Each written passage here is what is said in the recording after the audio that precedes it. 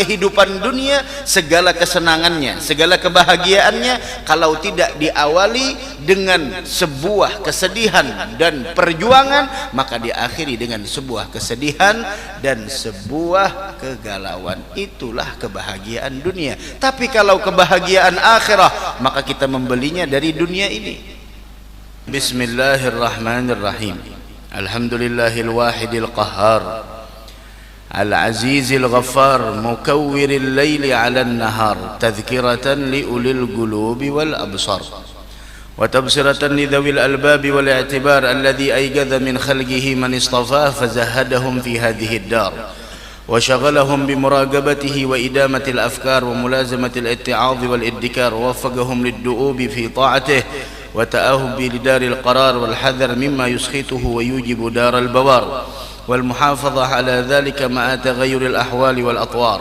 أحمده أبلغ حمد وأزكاه وأشمله وأنماه، وأشهد أن لا إله إلا الله البر الكريم الرؤوف الرحيم، وأشهد أن سيدنا محمدا عبده ورسوله وحبيبه وخليله الهادي إلى صراط مستقيم، والداعي إلى دين قويم، صلوات الله وسلامه عليه وعلى سير النبيين وآل كل وسائر الصالحين. أما بعد، فقد قال الله تعالى: وما خلقت الجن والإنس إلا ليعبدون ما أريد منهم من رزق وما أريد أن يطعمون. وهذا تصريح بأنهم خلقوا للعبادة. هذا beliau Imam Nawawi di antara muqaddimah beliau, arti muqaddimah pendahuluan dari kitab Riyadhus Shalihin. Beliau mengutip di sana tentang ayat yang mana beliau mengatakan ketika Allah berfirman, wa ma khalaqtul jinna wal insa illa liya'budun, tidaklah aku ciptakan jin dan manusia melainkan untuk mereka beribadah. Kata Imam Nawawi, wa hadza tasrihun, ini adalah sebuah penjelasan bi annahum khuliqu lil ibadah, bahwa mereka itu diciptakan adalah untuk ibadah, untuk menghamba kepada Allah Subhanahu wa taala. Ini tujuan kita diciptakan. Fahagga alaihimul i'tina bima khuliqulah, maka sudah menjadi suatu kewajiban atas mereka untuk i'tina. Apa itu i'tina? Yaitu adalah memperhatikan dengan sesuatu yang mana karenanya lah mereka diciptakan. Ibadah diperhatikan. Ini kita udah tahun 1446.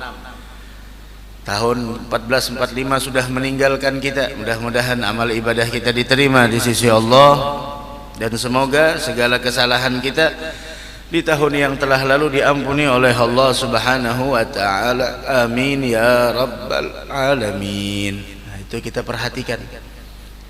Tidak dilarang untuk bekerja, silahkan bekerja, tapi ingat kita diciptakan untuk menghamba kepada Allah. Wal i'rad an hududid dunya, dan berpaling dari berbagai macam kemewahan-kemewahan dunia, bizahadah, dengan mempunyai sifat zuhud. Kenapa? Fa innaha daru nafadin, karena dunia ini adalah tempat yang bakal sirna. Siapapun yang hidup di dunia tidak akan pernah ada yang hidup selama-lamanya. Sampai Nabi kita Muhammad sallallahu alaihi wasallam, orang yang paling mulia, Allah mengatakan innaka mayyitun wa innahum mayyitun. Begitu, kita semua bakal wafat. Mudah-mudahan kita wafat dalam keadaan husnul khatimah. Amin ya rabbal alamin. Fa innaha darun nafad, dunia ini adalah tempat yang suatu saat bakal sirna. La mahallu ikhlad, dan dunia ini bukan tempat kita kekal abadi selama-lamanya. Dunia kama hilil magar wa innama hilil mamar, fafkir wa am'in fin nazar wa la takun kasaimah. Dunia yang saat ini kita berada di dalamnya bukan tempat tinggal kita. Wa innama hilil mamar, dunia ini hanya tempat lewatnya kita, tempat lewat. Fafkir, fikirkan. Wa am'in fin nazar, perhatikan. Wala takun kasaimah, jangan jadi seperti binatang yang tidak faham. Dari karenanya Sayyidina Jibril pernah bertanya kepada Nabi yang paling panjang usianya, Siapa nabi yang paling panjang usianya? Sayyidina Nuh ala nabiyina wa alaihi afdalus salah wassalam. Itu umurnya 900 tahun lebih.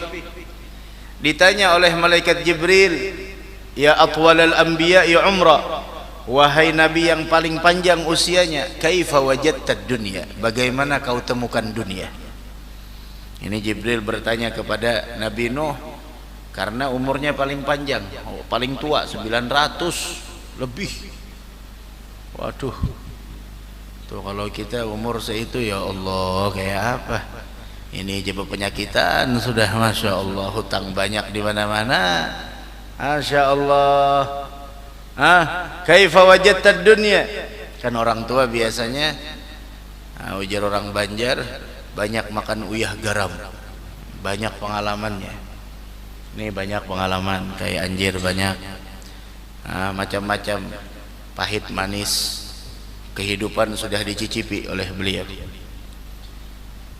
Kemudian Sayyidina Nuh mengatakan ketika ditanya bagaimana kau temukan dunia, beliau singkat menjawabnya, begitu singkat, tidak sesuai dengan usia beliau. Kata beliau, wajadtuhu kadarin laha baban. Ya Jibril, saya temukan dunia ini tidak jauh beda, melainkan hanya seperti satu buah bangunan rumah yang dia punya dua pintu.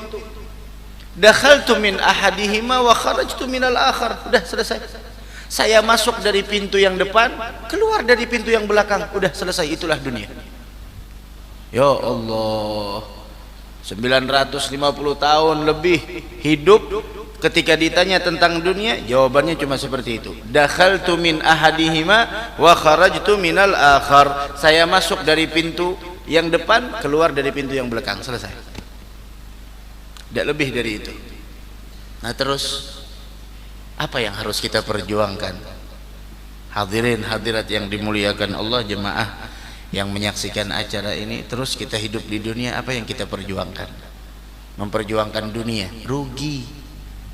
Perjuangkan akhirat kita. Udah kita pelajari kemarin di dalam kitab Risalatul Mudzakarah, di akhirnya sampai Rasul memberikan pesan kepada kita, dahulukan sesuatu yang sifatnya abadi dari sesuatu yang sifatnya sementara. Yang abadi dahulukan, yang sementara entar aja dah. Duduk di majelis ilmu abadi, ya abadi, pahalanya yang abadi. Adapun duduk-duduk santai dan sebagainya, buka kitab, masya Allah. Apalagi yang kada bisi kitab, bisa aja PDF-nya ada, asalkan ada HP-nya. HP asalkan ada kautannya. Tapi PDF kalau udah di download, udah kada perlu ada kauta lagi, bismillah buka. Begitu. Nah, ada kitabnya, buka, bismillah. Jangan orang bawa Riyadhus Shalihin, kita bawa Yasin. Ini sama. Bingung jadinya. La mahalla ikhlat, bukan tempat kita salah. Dunia kama hilil magar wa inna hilil mamar. Wa markabu uburin la manzilu hubur. Kata Imam Nawawi, markabu ubur la manzilu hubur. Di sini tempat kita numpang lewat, bukan tempat kita bersenang-senang dan gembira, bukan tempatnya. Kalau ingin bersenang-senang bukan di sini. Kenapa? Kesenangan dunia selalu diawali atau diakhiri dengan sebuah kesedihan. Itu pasti. Apapun kesenangan dunia bentuknya, kalau tidak diawali atau diakhiri dengan berbagai macam kesedihan, tidak ada yang langgeng. Ini ada seorang raja diberi, jangankan raja, umpama seorang anak dikasih sebuah mainan, masya Allah, seorang anak dikasih mainan yang selama ini didamba-dambakannya, umpama mobil pakai remote control, pernah punya itu kayak anjir, coba bisilah. Ada suah paling ilung bener aja bari tak dulu lah, jadi mobilan betunjulan. Masya Allah, anak kecil dikasih mainan, gembiranya luar biasa. Namun kakaknya mengatakan, ini bakal sedih. Kenapa? saat itu dia gembira, namun apapun yang membuat dia gembira pasti apabila tidak bisa menyikapinya akan mendatangkan sebuah kesedihan. Kenapa? Karena benda tersebut tidak seutuhnya tetap seperti itu. Bisa jadi nantinya ketabrak ini, ketabrak itu, sampai bannya yang lepas atau ininya yang rusak dan sebagainya. Walhasil kehidupan dunia, segala kesenangannya, segala kebahagiaannya, kalau tidak diawali dengan sebuah kesedihan dan perjuangan, maka diakhiri dengan sebuah kesedihan dan sebuah kegalauan. Itulah kebahagiaan dunia. Tapi kalau kebahagiaan akhirah, maka kita membelinya dari dunia ini. Maka dari karenanya jenazah itu, kata Nabi Muhammad, terbagi dua. Sedikit kita menyimpang. Jenazah itu terbagi dua, imma mustarih wa imma mustarah minhu. Nah, ini jenazah. Loh, bagaimana maksudnya mustarih wa mustarah minhu? Maksudnya, ketika Rasul ditanya, mal mustarih wa mal mustarah minhu ya Rasulullah, apa yang dimaksud dengan mustarih, apa yang dimaksud dengan mustarah minhu? Kata Nabi Muhammad, ammal janazatul mu'min, adapun jenazah orang yang beriman, itu jenazahnya mustarih. Arti mustarih apa? Dia sedang istirahat, dia lagi melepaskan segala penat-penat dan berbagai macam pahitnya kehidupan dunia, dan sekarang dia lagi cuti, lagi liburan. Itu mustarih. Bahkan diceritakan jenazah yang mukmin atau mukminah apabila sudah dibawa untuk keperistirahatan terakhir, dia berteriak kepada orang-orang yang menggotongnya, gaddimuni, gaddimuni, cepat segerakan aku, cepat segerakan aku untuk menuju kepada Allah yang memberikan keridhaan kepadaku dan Allah yang tidak marah kepadaku. Kenapa? Karena semuanya telah dia beli selama hidup di dunia. Khalas. Amal mustarah minhu, adapun jenazah yang mustarah minhu, yaitu adalah maksudnya mereka-mereka yang hidup selama di dunia berbuat zalim. Mereka yang hidup selama di dunia mengganggu orang, sehingga orang muslim tidak pernah terselamatkan dari gangguannya, dari kelicikannya, dari berbagai macam perilakunya, sehingga kematiannya menjadi kebahagiaan bagi orang lain. Waladatka ya ibna Adam bakian, disebutkan dalam syair, kau dilahirkan wahai manusia dalam keadaan menangis. Sedangkan orang yang di sekelilingmu dalam keadaan bahagia tertawa. Itu kita dilahirkan menangis. Orang yang di samping kita, masya Allah, ketawa luar biasa, masya Allah. Maka kata ulama, berusahalah, berjuanglah selagi engkau hidup di dunia. Selama engkau hidup di dunia, ketika waktu wafatmu, engkau tersenyum dan orang yang di sekitarmu menangis. Jadikan keadaan terbalik.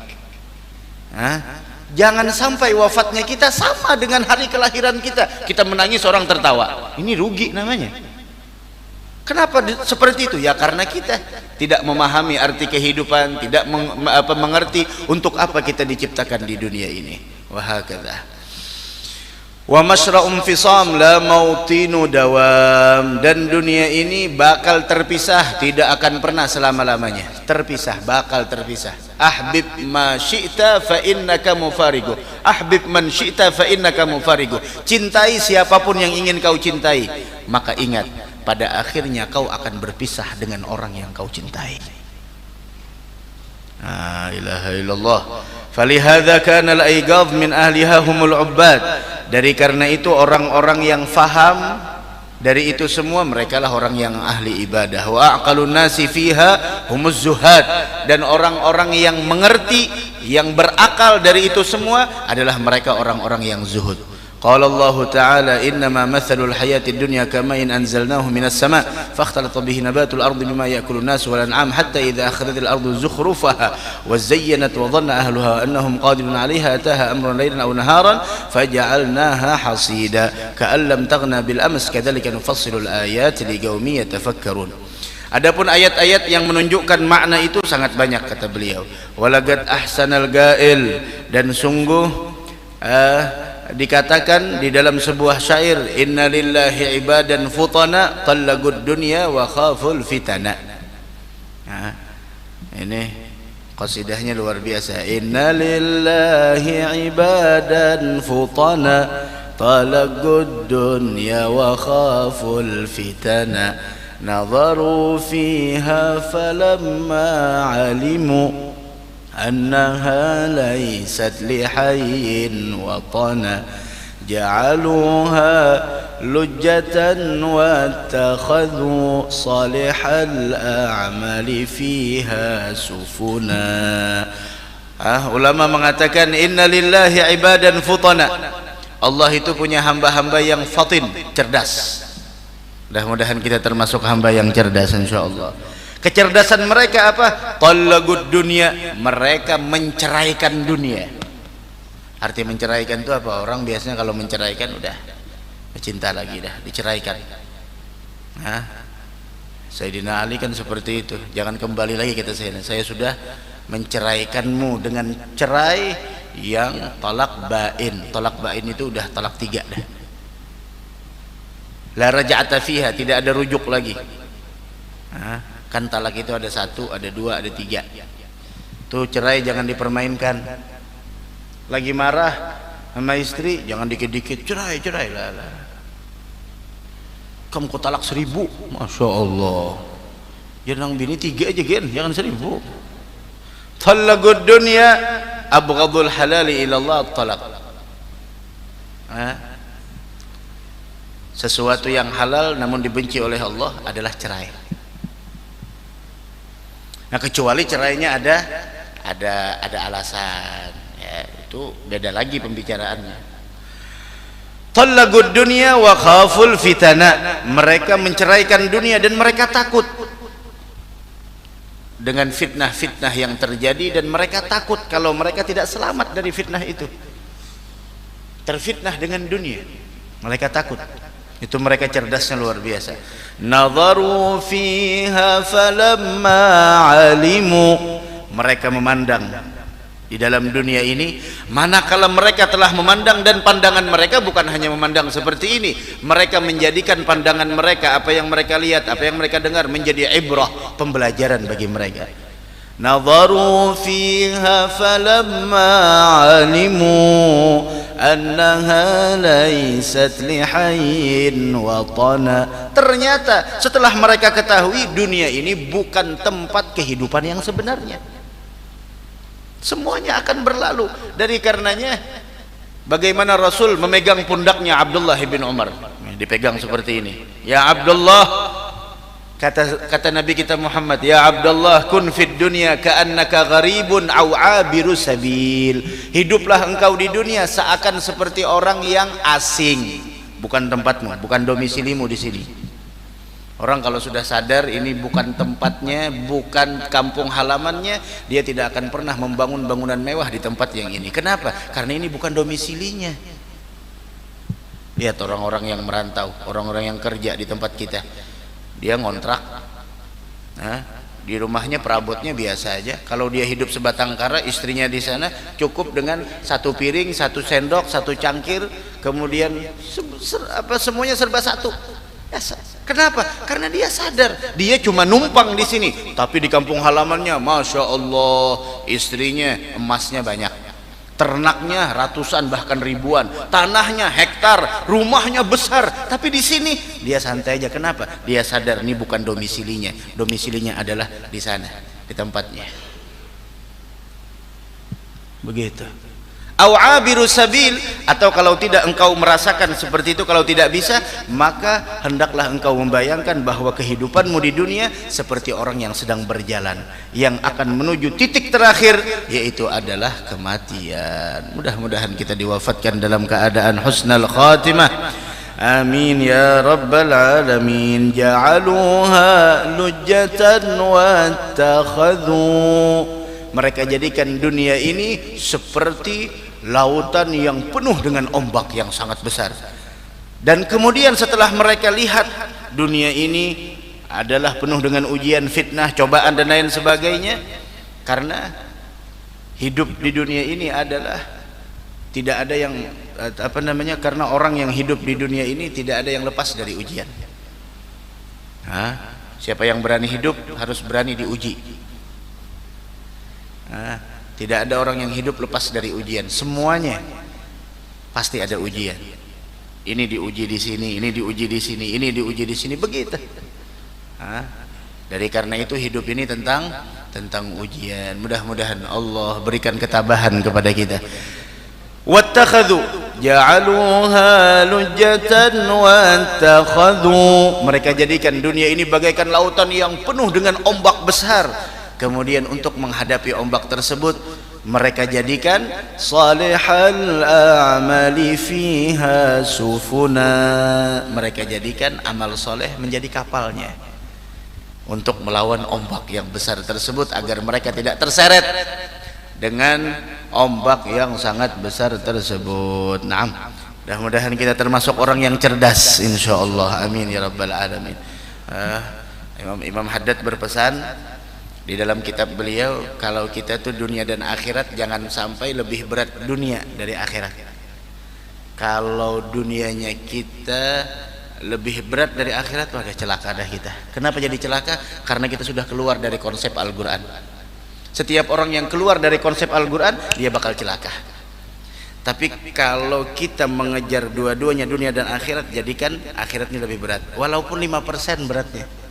Kenapa? Karena kita sesuai dengan konsep Al-Quran. Walal akhiratu khairul laka minal ula, walal akhiratu khairun wa abqa, begitu.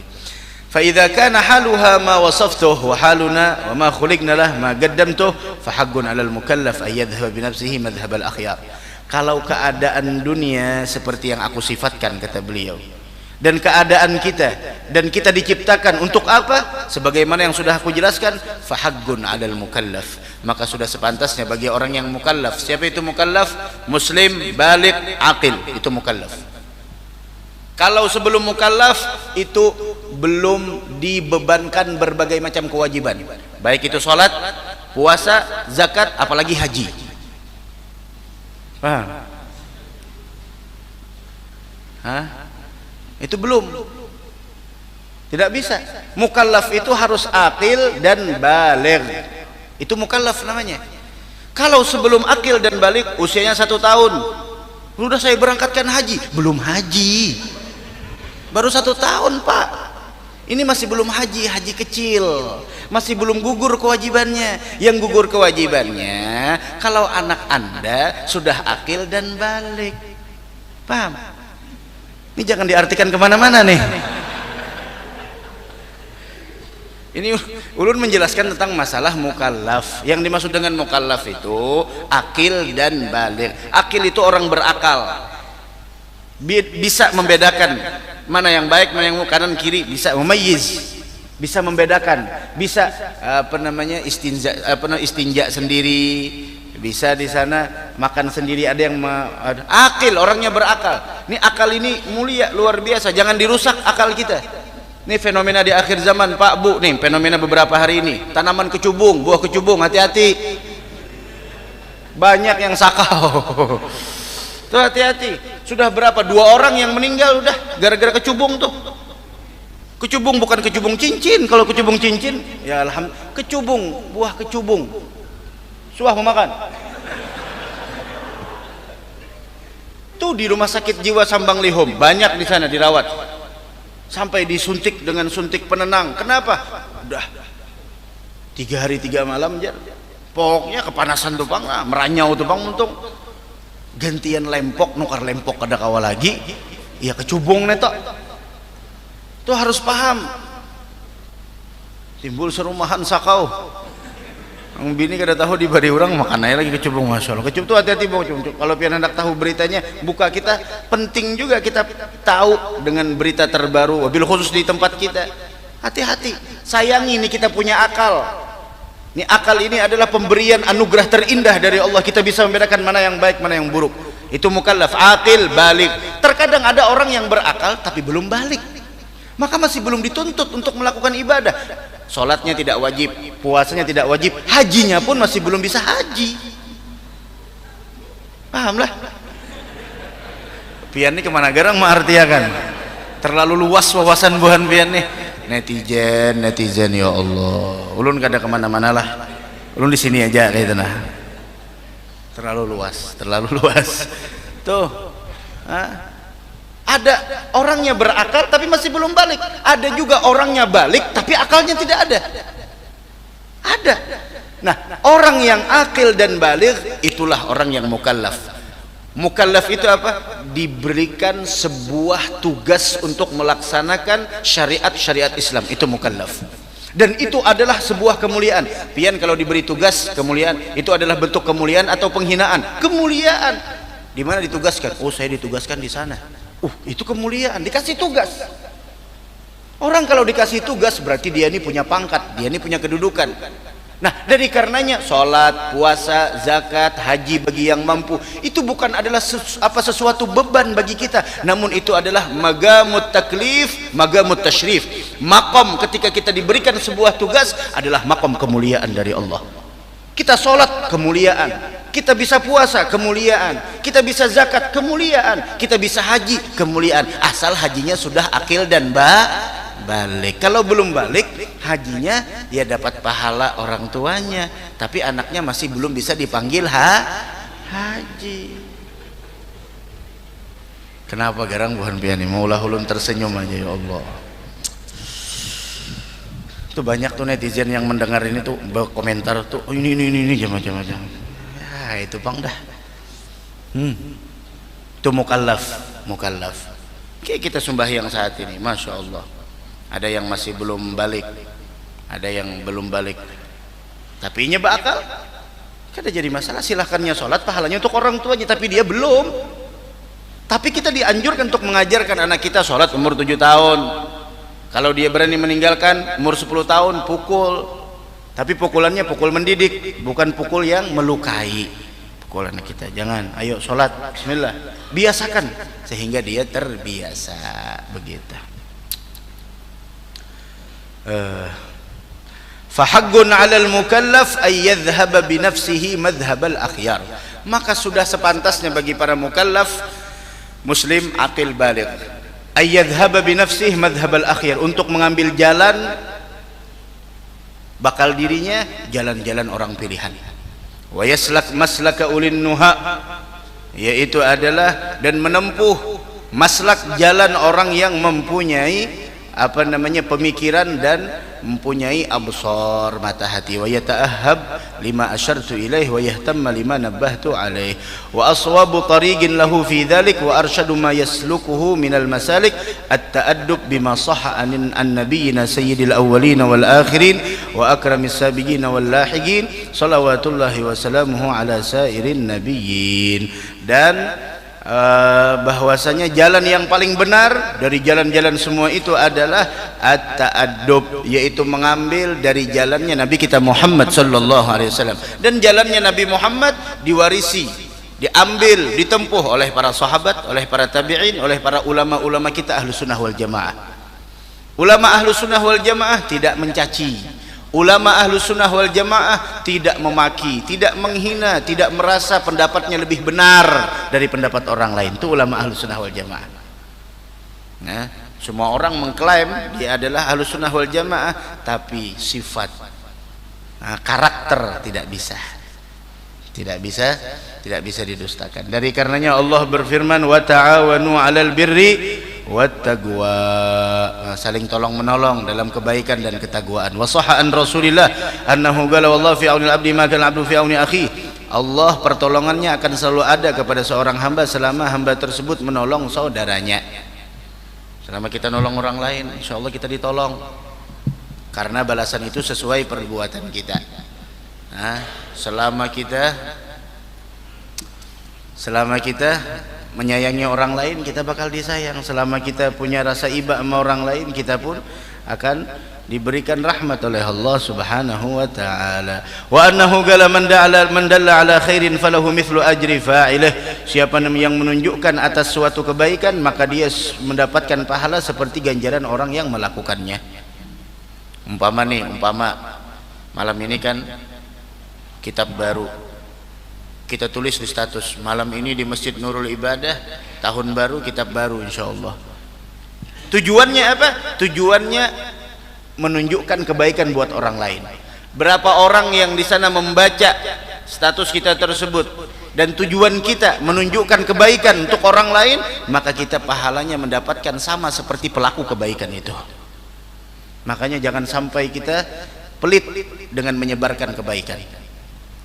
Ini besok malam Jumat pertama kita di tahun 1446 Hijriah.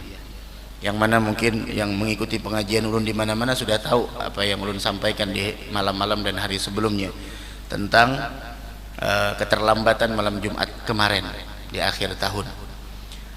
Dan insya Allah besok malam kembali kita memutar video yang kemarin kita tunggu-tunggu, nasihat-nasihat mulia, penyampaian-penyampaian yang indah, dan doa-doa yang penuh dengan keberkahan dari guru mulia Al-Habib Umar bin Muhammad bin Salim bin Hafidh. Karena kemarin setelah ulun pulang baru satu kaki sampai di rumah udah masuk video yang ditunggu-tunggu pada malam Jumat kemarin. Dari karenanya besok kembali kita kumpul mewarnai malam Jumat pertama kita di tahun 1446 Hijriah, mengaminkan doa-doa orang saleh. Karena doa mereka itu tidak ada waktu akhirnya, tidak ada waktu berakhir, tidak ada limitnya. Terus hin waqt yad'un amin waqt yad'un amin hina tasma' du'ahum. Ketika engkau mendengar mereka berdoa, kata Habib Ali Habsyi, maka aminkan doa mereka. Mudah-mudahan kita dikumpulkan dengan mereka besok nantinya di dalam surga, amin ya rabbal alamin. Man da'a ila hudan, siapa yang mengajak kepada suatu kebaikan, kana lahu minal ajri, maka dia mendapatkan pahala mithlu ujuri man tabi'ahu, seperti pahala orang yang mengikutinya. Ini kita memadahkan. Di mana majelis itu malam Kamis di sana? Di Masjid Nurul Ibadah, Gatot Subroto, Mahat Kasan. Ayo ke sana. Insyaallah kami datang. Yang datang berapa? 3 orang, dapat 3 kita. Yang 3 nih memberitahu lagi orang lain, dapat 5, 8 kita dapat. Karena kita yang paling pertama, dia dapat 5, kita dapat 8. Begitu. Terus bersambung. Makanya jangan pelit untuk menunjukkan kebaikan. Ini kada bebaju koko, betapi, buku kemana jurang? Kada aja. Nak main biliar benar aja. Masya Allah. Sesuaikan dengan pakaian Anda. Jujur aja, kenapa gerang? Kada hendak masuk surga itu bebawaan, kada hendak. Kenapa gerang? Orang bawai tetangga empat kah? Mana pengajian? Di mana pengajian? Tuh di Gatot Subroto Mahat Kasan. Kitabnya hanyar lagi Riyadhus Shalihin, hadis-hadis sudah kita munyak dah mendengar telinga nih macam-macam. Kita saatnya mendengar hadis Nabi Muhammad SAW. Ayo kita. Tapi traktir makan kawan lah aja. Rasanya nih rasanya aja bang lah, rasanya aja. Keluar tuh sebelah kiri ada pang warung situ aja. Siap. Oh itu gampang. Buat aja dah. Gampang aja. Kada berjanji kalau gampang. Buat. Tapi kalau orang kayak itu ya sudah ada apa-apa. Ayo bismillah makan. Kalau kita ada kemampuan. Bismillah. La yanqusu dzalika min ujurihim syai'a, tidak mengurangi pahala mereka itu sedikit jua pun. Makanya anak muda yang bisa ini, bisa itu dan sebagainya, ayo gunakan keahlian Anda untuk memperjuangkan agamanya Nabi Muhammad. Itu Abdullah bin Mas'ud, orang yang keterbatasan fisik, begitu beraninya beliau ketika turun surah Ar-Rahman, Rasul mengatakan man yagra'uha ala Quraisy, siapa yang berani membacakan surah ini di hadapan Quraisy? Saya, kata beliau. Kenapa emang? Datang depan Ka'bah, Ar-Rahman 'allamal Qur'an, Masya Allah, dipukuli oleh Abu Jahal. Masya Allah, tuh keberaniannya. Nah sekarang apa yang kita korbankan untuk agama? Uang. Kita tidak orang yang ahlil amwal, bukan orang kaya. Nah sekarang tenaga kita, wah kita pun juga udah lemah. Nah terus ayo bismillah, pemikiran kita, keahlian kita. Apa keahlian kita? Editing dan lain sebagainya. Ayo bantu agama Allah dengan apa yang kita punya. Jangan hanya berdiam diri. Kenapa? Sering ulun sampaikan, agama ini pasti akan menang. Walau karihal kafirun, walau karihal musyrikun. Walaupun orang kafir di sana mereka tidak senang, orang musyrik berupaya untuk memadamkan cahaya Allah. Wallahu mutimmu nurihi. Allah akan menyempurnakan cahayanya. Pasti menang. Sekarang ayo kita masuk dalam barisan tim sesnya orang-orang yang menang. Jangan jadi penghalang. Wa annahu qala li Ali radhiyallahu anhu. Rasul pernah mengatakan kepada Sayyidina Ali, fa wallah, kata Nabi, demi Allah, li ayyahdiyallahu bika rajulan wahidan, dengan bahwa Allah memberikan hidayah kepada orang lain dengan sebab engkau, khairun laka min humurin na'am, itu lebih baik daripada engkau mendapatkan unta merah. Unta merah. Unta itu berapa harganya yuk? Unta itu berapa harganya kayak anjir? Oh, ada tahu juga. Unta berapa? Hah? Unta 25 juta itu anak kah? Atau nang ganal kah? Nang ganal? Kayak apa ganalnya? Hah? Kayak sapi? Halus masih. Kayak sapi aja. Unta itu tinggi kalau nah. Humurin na'am ini unta merah.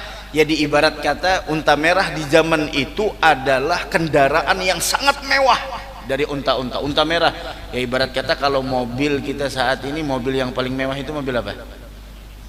Hah? Mobil apa? Mobil yang mewah mobil apa? Mobil apa Pak Haji? Hah? Itu sapi limusin tuh. Mobil yang paling mewah apa? Ferrari, ya salah. Ferrari itu sedikit bana muatannya, berdua sudah bingung juga, pang makin sedikit muatannya makin larang mobil tuh. Orang mau kar mobil tuh yang muatannya banyak, pickup.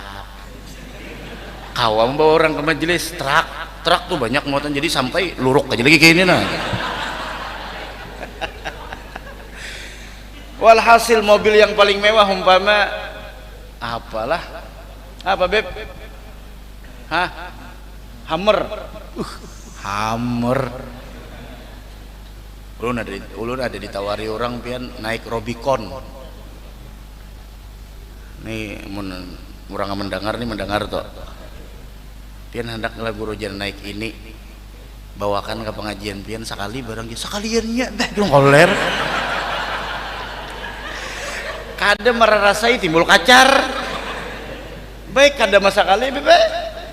Ditawarinya macam-macam mobil, pian pakaiakan ini nah guru ya Rubicon tulisannya, dibacanya Rubicon. Jadi masya Allah, kayak itu benar ulun sahuti, itu pulang mobil yang lain ada pulang disuruhnya pakai sekali barang pian memakai jar ka sabilal ka ke pengajian mana ka kalau pian kena payuh mobil kami aja.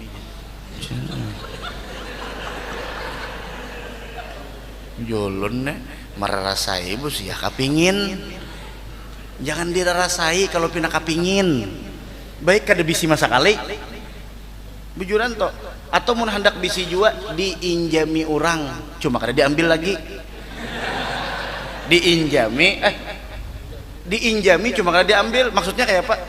Mainjami aja, cuma kada diambil. Ibarat kata kayak ini nah, orang kantor biasanya ada mobil dinas. Kan seperti itu. Yang bayar pajak mobil dinas ya, Pak? Kantor.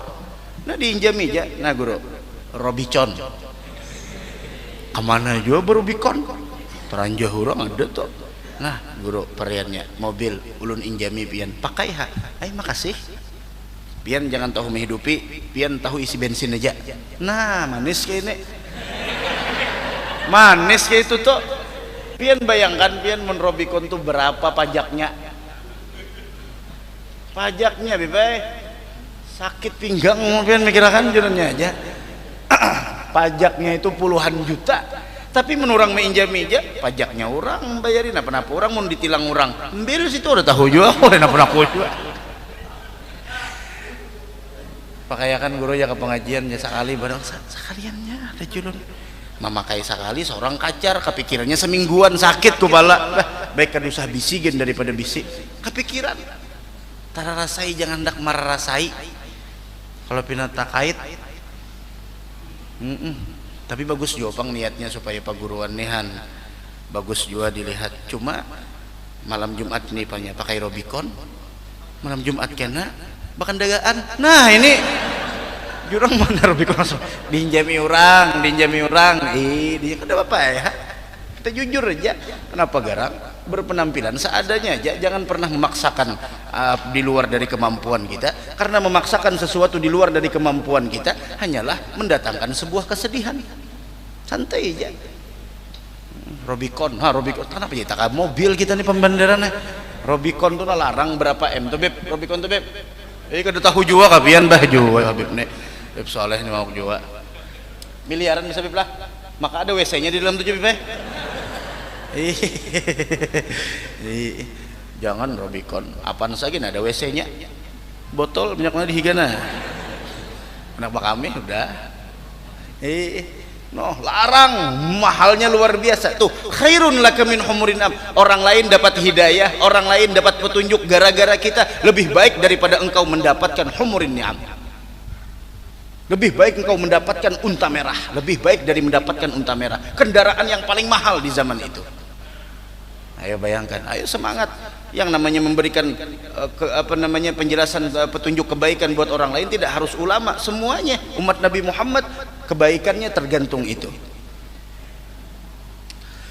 faraitu nah oleh karena sebab itulah Jasidin aku ajma'u mukhtasaran aku kumpulkan ringkasan dari hadis-hadis yang sahih yang mengandung semuanya itu jalan-jalan untuk menuju ke negeri akhirah yang di dalamnya ada adab-adab batinah dan zahirah jami'an litarghibi wat tarhib yang mencakup memberikan sebuah semangat untuk melakukan kebaikan begitu juga at-tarhib ada ancaman-ancaman wasairi anwa'i adabis salikin dan seluruh macam-macam adab-adab orang yang suluk dari zuhud melatih nafsu mendidik akhlak taharatil gulub kesucian hati dan mengobatinya wasiyanatil jawarih menjaga anggota tubuh wa izalati iwijajiha dan menghilangkan berbagai macam hal yang menyimpang wa ghairi dzalika min maqasidil arifin dan yang lainnya dari tujuan-tujuan orang arifin. Jadi hadis ini baik seberataan mengandung Jasidin yaitu adalah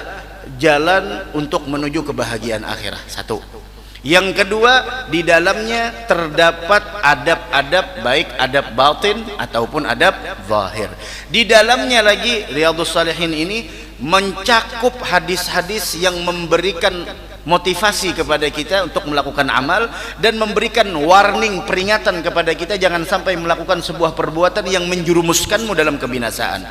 Itu dan juga kitab ini mencakup seluruh adab-adab orang yang suluk yang sedang berada di jalan untuk meraih ridhonya Allah dari hadis-hadis yang menceritakan tentang zuhud menceritakan tentang mendidik nafsu mendidik akhlak kemudian membersihkan hati kemudian mengobatinya menghilangkan berbagai macam penyimpangan-penyimpangan dan menjaga seluruh jawarih anggota tubuh dan yang lainnya daripada tujuan para arifin. Nah ini kitabnya.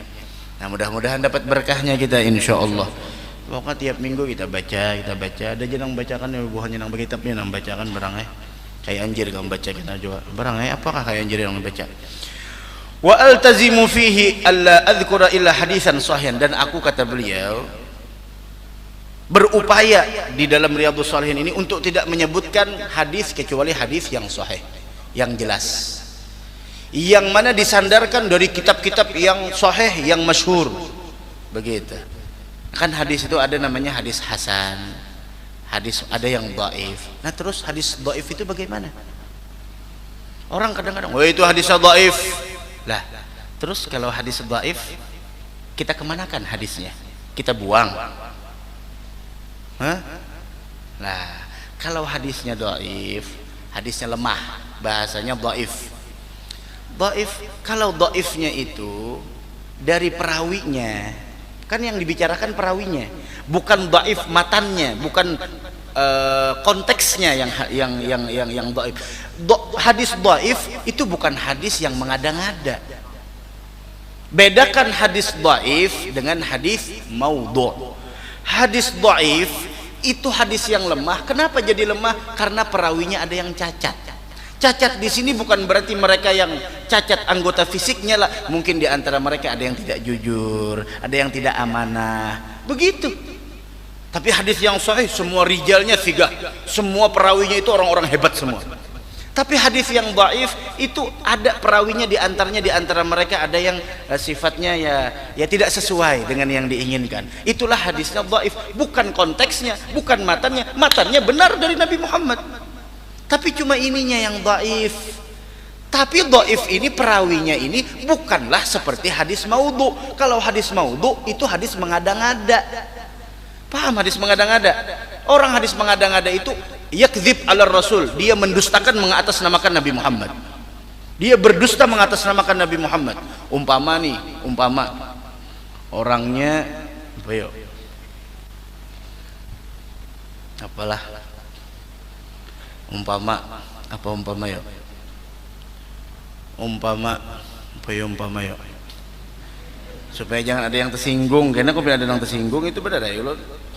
Padahal kan ada tujuan menyinggung juga. Walhasil ada kepentingan pribadi. Umpama orangnya ini biasanya banyak hadis-hadis yang maudhu', yakdzib ala rasul, mendustakan atas nama Nabi Muhammad. Biasanya ada kalau masuk bulan ini biasanya ada kan hadis yang menyebar. Tuh hati-hati itu, kebanyakannya maudhu'. Itu mendustakan, itu dikarang-karang oleh mereka. Dan hadis maudhu' itu alasannya macam-macam. Di antaranya itu ada semacam itu. Siapa yang bergembira atas masuknya ini maka dia akan mendapatkan ini. Siapa yang menyebarkan kepada 10 orang maka dia akan terbebas dari siksa neraka. Emang Nabi Muhammad dulu punya handphone atau gimana?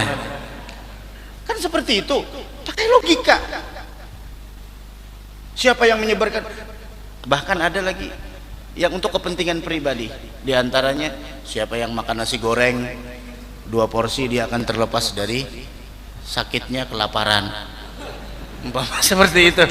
Karena orangnya ini juga, mana ada nasi goreng di zaman dahulu. Ini maudhu' namanya, mendustakan. Man kadzaba alayya muta'ammidan, siapa yang mengatasnamakanku, berdusta atas namaku secara sengaja, falyatabawwa maq'adahu minan nar, siapkan tempatnya, satu tempat dalam neraka. Hati-hati. Maudhu' dhaif bukan berarti maudhu'. Jadi dhaif ini masih kita bisa memakainya. Di mana kita memakainya? Ya tentunya bukan dari akidah. Kita bisa memakai hadis dhaif untuk keistimewaan amal. Oh ada ini keistimewaan amal, umpama salat duha ada hadisnya dhaif. Oh tidak jadi masalah. Kenapa? Ini fadhailul amal juga tidak masalah. Nah, jangan dibuang hadis-hadis apalagi hadis dhaif tersebut dikuatkan dengan hadis-hadis yang lain, maka menjadilah naik derajatnya, jadi dari hadis dhaif menjadi hasan li ghairih. Begitu. Ini langsung hadis dhaif tidak ada, yang sahih ada, hadis dhaif. Masya Allah. Nah, ini Imam Nawawi beliau meletakkan hadisnya sahih semuanya di sini. Wa usaddirul abwaba minal Qur'an, dan saya awali setiap babnya itu dari ayat Al-Qur'an. Wa uwashshihu ma yahtaju ila dhabtin, dan kata beliau wa uwashshihu washihu di sini minal wa huwa jildun ahmar aridun yarsa'u bil jawhar tashudduhul mar'ah baina atiqiha. Nah, beliau sertakan di sana untuk mensyarahkan maknanya, makna yang mungkin makna hadis ada yang kurang bisa dimaknakan, maka beliau kasih di sana ada sebuah catatan kaki.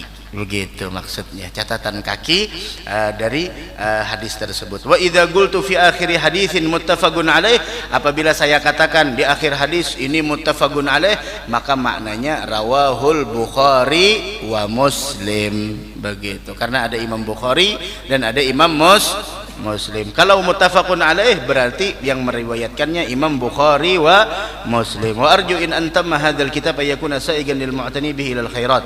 Kalau sempurna ini kitab, kata beliau, saya berharap ini adalah salah satu upaya saya untuk mengejar kebaikan, hajizan lahu an mail gabaih, menjadi benteng dari berbagai macam keburukan dan al muhlikat kebinasaan. Wa anna sa'ilun akhan dan saya meminta kepada saudara sekalian intafa'a bi syai'in minhu, mengambil manfaat dari apa yang ada di kitab ini, ayyadu wali, untuk mendoakan aku, wali walidayya, kedua orang tuaku, wa masyaikhi, guru-guruku, wa sairi ahbabina, dan seluruh ahbabina, yaitu pecinta-pecinta kami, wal muslimina ajma'in, wa 'alallahil karim i'timadi wa ilaihi tafwidhi sinadi wa hasbiyallah ni'mal wakil wa la haula wa la quwwata illa billahil azizil hakim.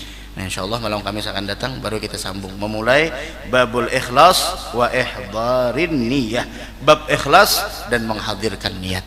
Nah, habis sudah mukadimahnya. Ya Allah, dan ada manfaatnya insyaallah. Hati-hatilah dengan hadis yang maudhu itu tuh biasanya menyebar di mana-mana. Sampaikan ini kepada orang ini, macam-macam. Jangan, ini baru bulan Muharram sudah ada kabar bulan Ramadan. Aneh. Siapa yang ini macam-macam hadis maudhu itu kadzib ala Rasul, mendusta atas nama Nabi Muhammad sallallahu alaihi wasallam. Mudah-mudahan ada manfaatnya insyaallah. Bismillahirrahmanirrahim. Alhamdulillahirabbil alamin. Allahumma shalli wa sallim ala sayyidina maulana Muhammadin wa ala alihi washabihi ajma'in. Awsilahum thawab ma amilna hadiyatan wasilah, rahmatan nazilah, barakatan syamilah, wa sadaqatan mutaqabbalah.